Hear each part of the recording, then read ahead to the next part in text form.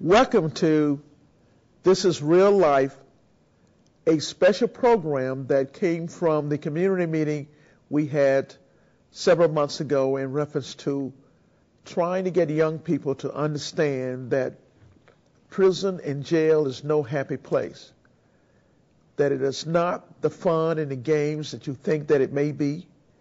And if we can deter several young men, because I like to think that more than one would change their minds in the direction of their life if they knew what they were in store for. For every action that we commit, there are consequences. And that is what we're trying to get young people to understand. There are consequences to your actions.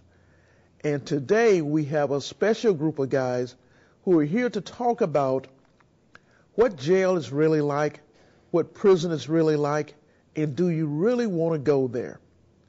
And I want to introduce my special guests, starting from my far left, Willie Shannon, Andrew Blake, Karis Dukes, and John Taylor.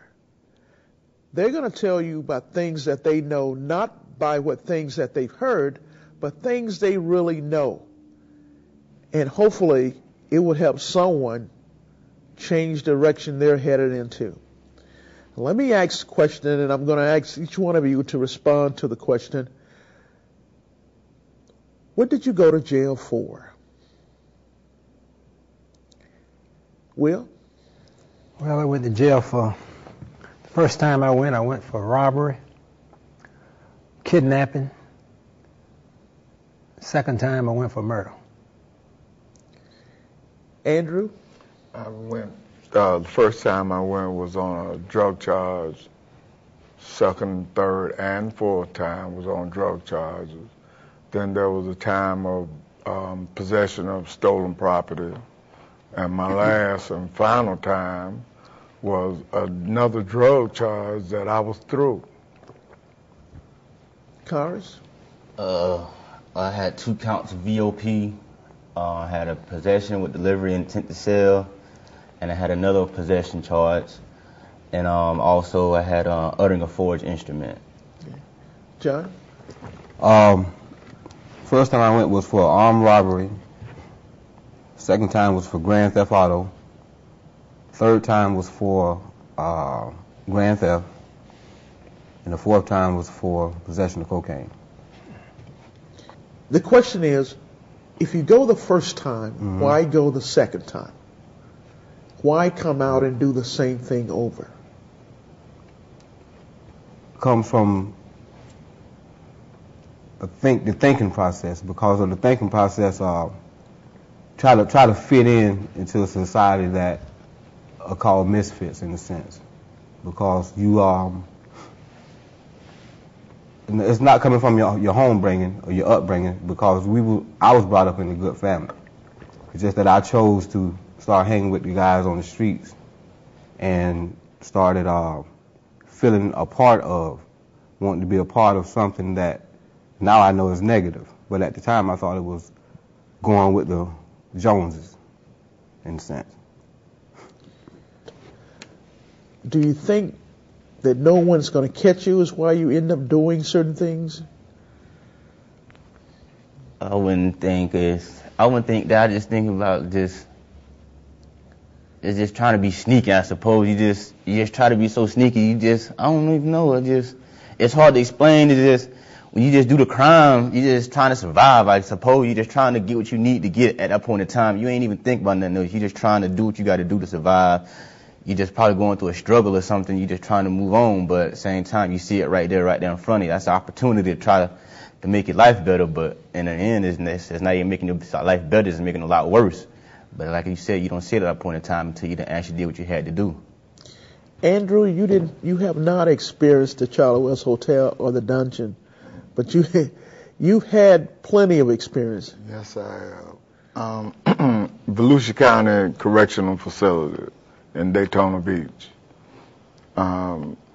It's a jailhouse, like he was saying, and it's 16 men in a cell.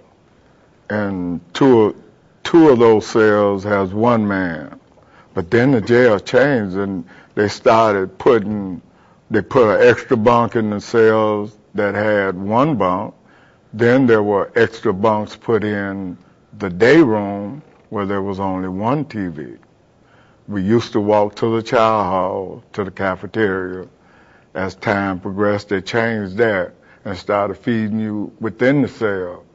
You never went out the cell except for 1 hour for rec. And it was no fun. I didn't enjoy it. But as you was asking them about, you didn't care, why would you go back again? Right. Because you lose all the respect. You know, you have that don't care attitude. You know, it was all about you. You had no concern for the repercussions of what you're doing. You don't think about that. It's all about survival. Do you think that you are smarter than or sneakier than the person you think that may catch you? No, you just figure you're going to do this, go on about your business. There's no concern for the consequences. And I remember this little boy passing by my house all the time walking. You've done time. What were your thoughts when you did the things you did? Well, really, when I did the things I did, well, my time spanned more when the two gentlemen on my far left, probably wasn't born. So Charlie Wells wasn't heard of. We was dealing with Roy Bate. Yep. And when we went to jail then, you know, it was jail. See, and they upgraded it. Like they say, jails now have been upgraded, popularized. They've been made something to do now. It's, you know, a lot of the jails, you got TVs. We didn't have TVs. You got telephones. Wasn't no telephones when I went to jail. You know, you didn't get a telephone call every day or go to the telephone. And jail was really looked down. The families was looked down a lot different when we went to jail. You was like something bad or you was scorned. Today, jail is a little more glorified. And it's glorified from TVs and different peoples that really is not criminals. They are just actors. And peoples that rappers is rappers making money. And they're making it off of peoples that see the music and they love music and they think it's fun. But jail is no fun. It's never fun when someone else controls your every move. See, when when a man controls your whole body, when people walk in your cell, anytime they want to and tell you to spread your cheeks, bend over and touch your toes, anytime they want to do that. When a man want to come and tell you, let's go, you don't know where you going. Any time of night, I've sat in the jail and I wake up at night. He would know. He did Fed time. I did federal time too. I was in Lone Park, California. And I woke up and it's about 20 guards. You can't even see them. They call them the goon squad. You don't know who it is. And they said, we are moving you. You don't know why you're moving. You can't have no contact with nobody when you're in transit in the feds. They call it diesel therapy. They put you on a flight. And you might fly for 6 months.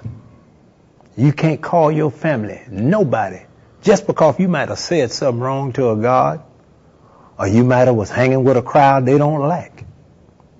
So, but everybody out here, they see prison, man, you go and you come back out, and they on the phone, they calling their boys, but it's rough.